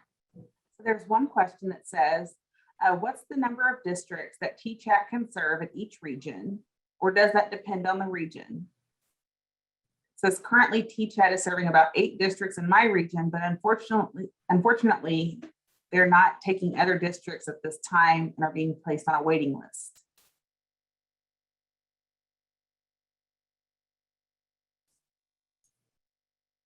It is regional. It is regionally specific.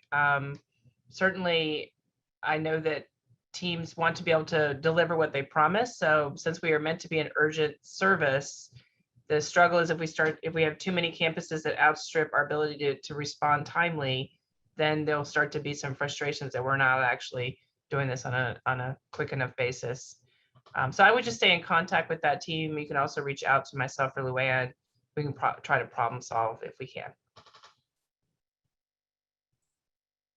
Great, thank you. We have another question. What was the most effective strategy you found for working with within multiple systems? I'm gonna let the Dell team answer that question. I would say persistence. We are so persistent and so squeaky, and we just ask and ask and ask and ask and ask. Pesky might be another word they might use for us, though we're very kind when we do it. But I just think, yeah, I don't know, Dr. Williams, I don't know if you have what you'd say to that, but it's just asking lawyers and clients and asking them again and asking for meetings and getting on people's calendars. And just really talking about why it's important, why, because some of this is people haven't thought of it because it hasn't been done in this way. And so it's really pushing them to kind of come up with new ideas of how to meet our needs and being very compelling about these students that we're trying to serve.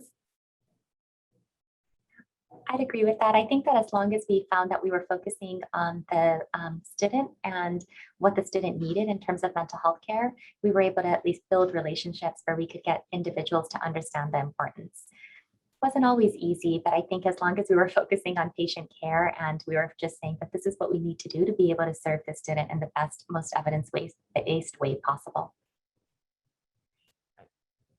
I would add, it was challenging. An independent school district, they stress the word independent, and it's actually even sometimes down to the level of a particular school. So an independent school district may say, here's our policy, but then a specific school is wanting it to be implemented in a particular way. So there's just a lot of communication. And so the teams such as Dell are just to be commended because they're standing up with the number of districts that each of the teams did stand up with in the middle of a pandemic when everybody had a lot of things on their plate. Schools were just, we knew how stressed out your teams were as well. I feel like there's so much progress was made in a very short amount of time. So it's keeping those lines of communication open. I think that interacting with resource coordination groups is, again, that the goal is we don't want to be duplicative. So we want to be additive and collaborative. So our goal is to not take over something that's already running well, but to reach out and work. So I think most of the teams did work very hard to reach out to within the local community and partner as they were able to do.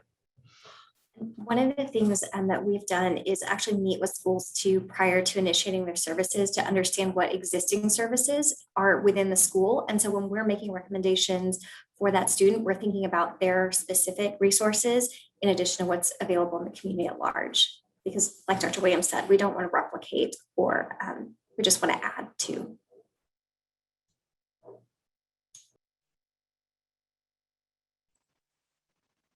Well, thank you all so much for sharing. I think what I heard on the previous question was that persistence and perseverance helped you to make a lot of progress and positive outcomes. So you know how we like alliteration in education. So I think I appreciate all that y'all have done and shared. And I know that you will have lots of people reaching out to get information. So thank you. Thank you. Yeah, I think I just want to say one thing. We just thank you so much. But I also think we've started to see some challenges with anxiety about kids having missed out on so much academics that sometimes we're finding schools and families that go, I don't want them to go to an appointment because they're going to miss math class. And I just remind you that they may not learn in math class if they're too anxious or they're too depressed. So we want to balance, we want to partner, we want to communicate, and we want to explain why maybe this would be a good use of the child's time to make them more effective in math class. So just, we know people are anxious about the lost year, so to speak, and we're anxious too about it as parents. But we also know, as I said at the top of the hour, mental health affects all of our parts of our bodies, including how we learn. So just leave you with that little thought. Absolutely. What a great connection. Yeah, mental health affects everything about our daily lives. So it's important to have strong supports there first. Thank you so much. We are thankful that you have all joined us today. Thank you to the presenters and all who participated. We have dropped the survey link in the chat.